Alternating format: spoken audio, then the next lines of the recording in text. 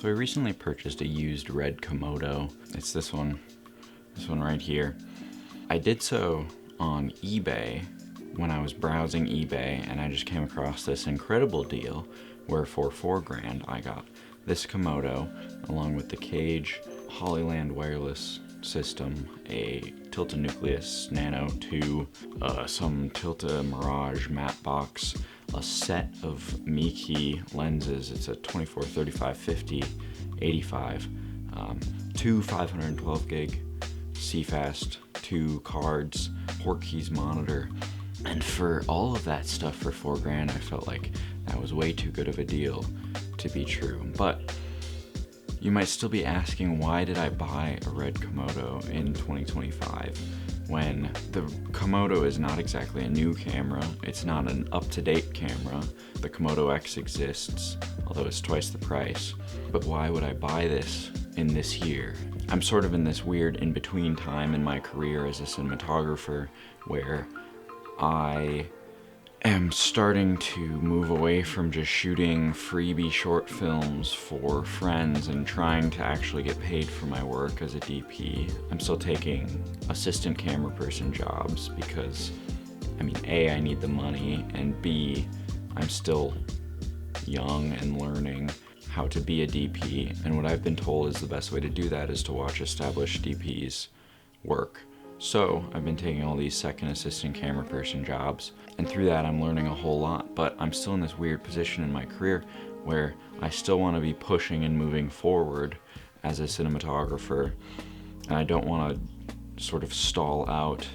I want to keep shooting, and I want to keep establishing myself as a cinematographer instead of just sort of sink into this role of assistant camera person. Days as an assistant camera person are much less satisfying to me creatively, obviously, than days as a cinematographer, because as a cinematographer, I'm creating an image and translating a script into an image, and that is significantly more interesting to me than writing on a slate and keeping track of what shot we're on and putting down marks for actors and all of the roles of a second assistant camera person. And pulling focus doesn't really interest me all that much, to be honest, and I'm pretty bad at it. I would way rather be shooting. But with that said, I felt like, or at least I told myself, that I needed to buy a camera that would sort of put me in a certain level of cinematographers. At least in the market that I work in, I see people who own Canons and Sonys, they get put in these boxes, whereas the people who own Aries and Reds, regardless of the impact on the image the camera actually has, it feels like there are different levels of filmmakers and different levels of DPs in town based on what kind of camera bodies these people own, or at least that's what I'm telling myself. And even though the Komodo is an older camera, it's still a camera that is respected, I suppose. It has a global shutter, 16 stops, reported dynamic range, and the box style camera is, it's moldable. The one time I shot on a RED Komodo by choice was for a short film where I needed to be able to switch between a lot of handheld work along with gimbal work.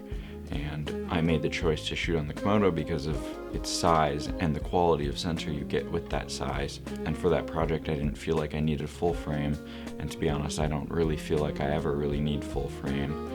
I don't think it's really worth it in a lot of situations, unless the story actually calls for it. But when I decided to shoot on the Komodo for this specific project, I was working at the rental house and I was trying to decide on gear choices for this particular shoot when I walked by the safe and I saw our Komodo sitting there, not being used, obviously, because it doesn't really get a ton of use, which is a great sign for me to buy one, right? If it's not getting rented, why not buy it, huh? So I started playing around with it a little bit, and you can really build it out with a Teradek and a monitor and a follow focus system and a matte box and a battery, and it's conducive to being built out. It was built to be built out, unlike something like an FX3 where when you're building it out, you're just building everything off of rods. Not that you're not doing so with this camera, but I digress. It has plenty of mounting points with a certain cage on it where I can build it out, or I can strip it back and put it on a gimbal, and it's small and light enough for that.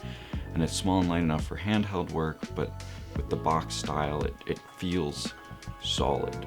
Now that might just be me justifying my purchase a little bit, but who can blame me? But I shot that project on the Komodo, and I was relatively pleased with the images I got out of that camera. So then fast forward to me sitting at my desk, and I see this deal pop up for a Komodo for that price with all these accessories, and I thought, worst case scenario, I can sell the lenses. I could probably get over $2,000 for these lenses, plus, you know, another couple $1,000 for all the accessories, and I might have a Komodo package for essentially free. So I went ahead and bought it, and it all showed up, and it works. And I mean, the Komodo has a lot of really solid features still to this day. It's got a global shutter, which even like an FX6 doesn't have a global shutter. Granted, the FX6 is a full frame camera, but global shutter is a big deal for a lot of types of work. You look at images shot on a rolling shutter and you see whip pans or fast movement, and you can tell that it's a rolling shutter. But a global shutter, it harkens back to film, where you're imaging one frame at a time, and you image the entire frame at the same time. So to me, that's worth it. It's got 16 stops of dynamic range, allegedly.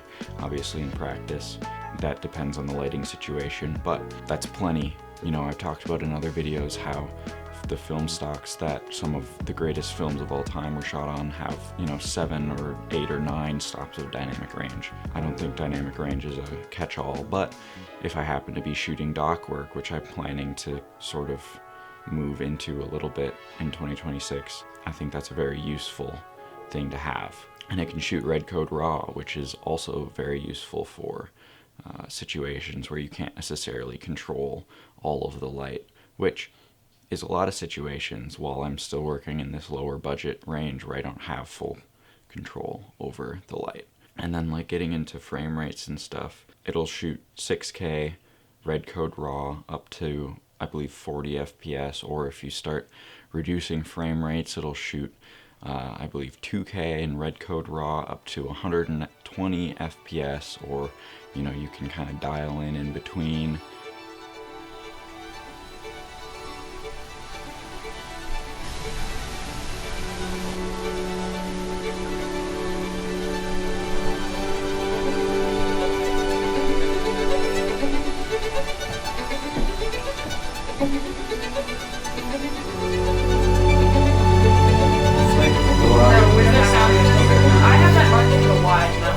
Okay, well, I'm just gonna roll. We'll just get it.